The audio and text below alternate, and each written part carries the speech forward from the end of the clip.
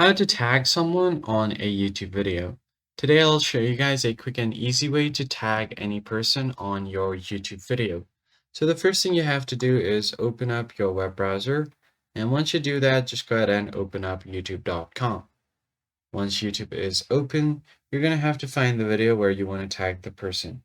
So simply go ahead and click on the profile icon at the top right, and then click on YouTube Studio. And you'll be able to find your videos on your channel dashboard. So let me just go ahead and scroll through my content and find the video. Once you find your video, just click on this edit details option and you can add a video description about this. So I'm going to write something like a short video of the moon. Once you have written the description, you're just going to have to tag the person. So type in @ and then type in their username.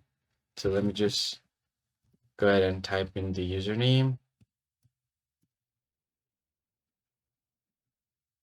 And once you have written down the text, just tap on the person that you want to tag, their username, and then don't forget to click on the save option.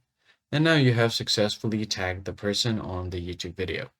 That is pretty much it, guys. I hope this tutorial was helpful. I'll catch you guys on the next one.